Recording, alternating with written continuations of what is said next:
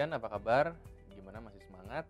Kembali lagi dengan saya, Brian Gara Muhardi, di mata kuliah Introduction to Management and Business.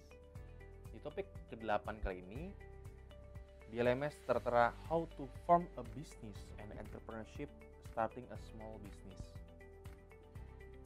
Dalam video ini, kita akan coba belajar mengenai bentuk kepemilikan bisnis, serta bagaimana sih cara menjalin kemitraan bisnis untuk mengawali sebuah lapangan kerja atau kewirausahaan. Untuk mengawali sesi ini, ada 3 bentuk utama kepemilikan bisnis yang paling fundamental. Di mana yang pertama adalah perusahaan kepemilikan tunggal, kemitraan, dan korporasi. Dalam memulai bisnis atau maksimalkan potensi bisnis yang dimiliki, salah satu cara dalam membentuk rekan kemitraan yang bersifat komplementer dengan pihak yang lain lebih unggul dalam area bisnis lainnya. Nah, keuntungan perusahaan kemitraan yang pertama adalah lebih banyak sumber finansial. Ketika 2 orang atau mungkin lebih menggabungkan anggaran dananya, akan lebih mudah untuk membiayai kegiatan operasional bisnis. Yang kedua, manajemen bersama dengan keterampilan dan pengetahuan yang terintegrasi menjadi lebih kuat. Sehingga dalam pengolahan bisnis, mitra bisnis bisa memiliki ahli yang berbeda dan saling melengkapi. Tentunya yang ketiga adalah durasi dalam mempertahankan eksistensi bisnis tersebut bisa lebih lama. Kemudian kerugiannya ada 4. Yang pertama, kewajibannya tidak terbatas karena tidak ada sekat yang jelas. Seorang mitra umum biasanya berkewajiban terhadap utang dari perusahaan yang ada. Kemudian juga pada saat pembagian laba tidak tersistem dengan baik, tidak terbaku secara jelas berapa persentasenya.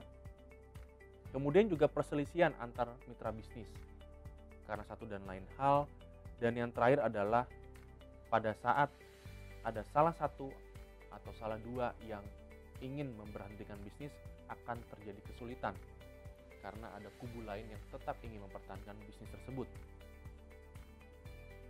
Korporasi dapat melakukan lewat apa? Yang pertama, merger dan akuisisi. Tujuannya untuk menghemat biaya, memasuki pasar yang baru yang belum tergarap, memposisikan diri dalam persaingan internasional, beradaptasi terhadap perubahan teknologi atau mungkin regulasi. Di mana merger adalah penggabungan dari 2 perusahaan atau lebih yang membentuk menjadi satu perusahaan. Terdapat 3 jenis merger korporat, yakni vertikal, horizontal, dan konglomerat. Kalau akuisisi adalah satu perusahaan yang membeli aset atau properti dan obligasi dari perusahaan yang lain. Franchise yang biasa kita kenal, waralaba, merupakan hak untuk menggunakan nama bisnis tertentu dan menjual produk atau jasanya dalam teritorial tertentu. Perjanjian ini biasanya dilandasi dengan ide yang sangat brilian untuk menggunakan nama bisnis tersebut dan menjual produk dalam sebuah area tertentu. Keuntungannya yaitu yang pertama, namanya sudah dikenal secara nasional, bahkan internasional. Yang kedua, akan mendapatkan nasihat dan bantuan finansial. Ketiga, tingkat kegagalannya cenderung rendah.